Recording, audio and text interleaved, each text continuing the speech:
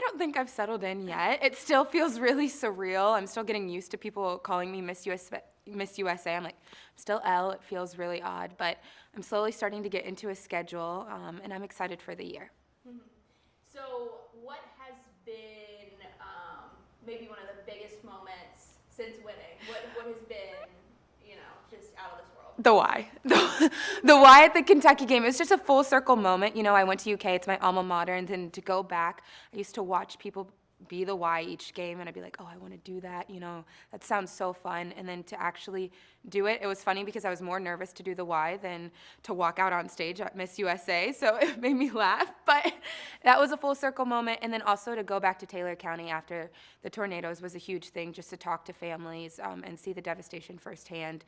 That was a big moment as well. Mm-hmm.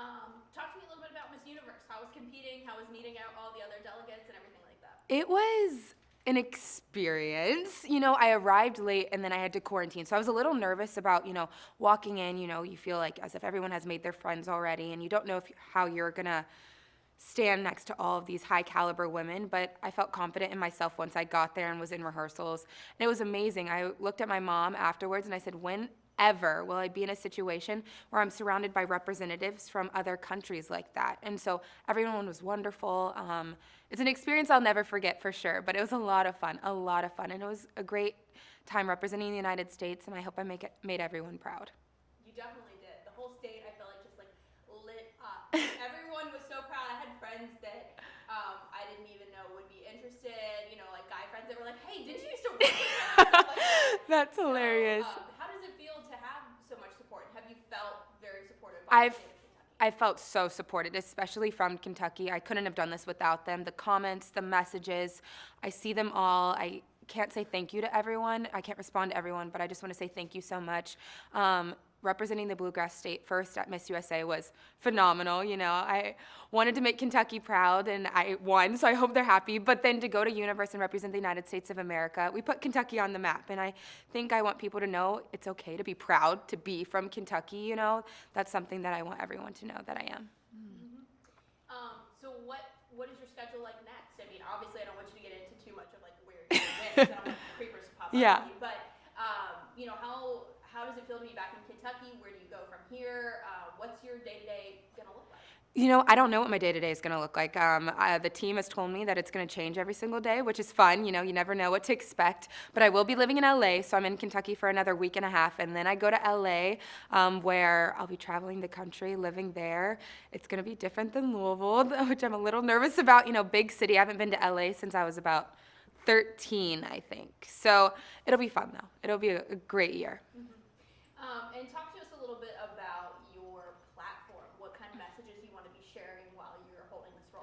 So cervical cancer awareness and education is my main focus, and January happens to be Cervical Cancer Awareness Month. So I'll be working with the National Cervical Cancer Coalition throughout the year, doing programming with them, but also the Miss USA organization works with Smile Train and Best Buddies, and so I have a trip planned with Smile Train. I'll be in Peru in about a week and a half. That's when I leave. So I'll go with them, do programming with them throughout the whole entire year to bring awareness to the cause of both of those organizations, so I'm excited about that. I think representation is so incredibly important, and when I walk out on stage, I just feel like me. But people have said, you as a black woman is so important. I'm the third black woman in a row to be Miss USA. The natural curly hair, I felt bold, I felt powerful, and I want little girls, I want women to see this natural hair and be like, oh, it's beautiful. We can embrace our natural beauty in that regard. And I think representation is so important. I didn't start competing in Miss USA until I saw women that looked like me. I remember Chesley Christ winning with her curly hair, and I was like, okay, I can do it. I can do it. And so I hope little girls look at me and think, I can do it as well. Mm-hmm. I think I'm still decompressing, but being with family was so nice after everything, because I went from Miss USA straight to Miss Universe, and that's a lot of pressure for anybody, but to be in competition mode for that long, it was a lot. So I was just exhausted. I was purely exhausted, and so I went home, I put on my pajamas, I had my mom take care of me like I was a little baby. I watched Netflix, I wasn't on social media, and I think I needed that. But throughout the whole entire year, I told the team Sundays are gonna be my day for myself to decompress, and I think taking care of yourself is so incredibly important, and I'm gonna make that a priority. It was absolutely incredible. So when I was applying to my job at Louisville, of course I talked about Crusade. I went back and watched previous Crusades, and to know that every single dollar stays within Kentuckiana is impacting families, impacting children. It's incredible. It's one of the best days of the year at WHAS and in Louisville, and so it was one of my favorite and most memorable things that I did. I thought one more question too. Yeah. You mentioned social media. How do you handle all the notifications? Followers are an insane amount of them. How do you handle that? I have my notifications off. So I don't see the tagged pictures. I don't see the comments unless I go and look on my own. There's going to be people who don't like me. There's going to be people who like me. It's inevitable when you have such a huge platform, and I feel confident in myself and my own abilities. So I'm okay. The support is so fun. It's fun to have that many people paying attention. It's a little weird. I'm like, you guys care what I'm doing, but it's important to know who you are as a person, so that doesn't impact you. The negative comments don't impact you.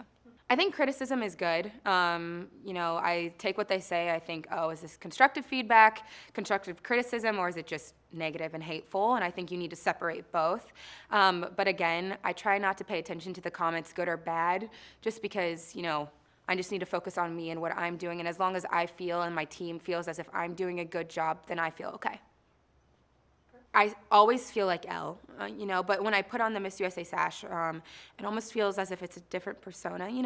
You have this persona that you have to put on. People come up and they say Miss USA, and so sometimes it feels as if they don't see Elle, which is an interesting concept, but I think being Miss USA as a whole represents so much to people. It represents hope, community, hopefully kindness, all of these different things. And so it's sometimes hard at times because I'm like, it's just me, I want people to see me, but it's such an honor to be Miss USA. And someone actually told me the other day, she said, you'll be Miss USA for the rest of your life. People will forever associate with you with Miss USA, and it's a great honor.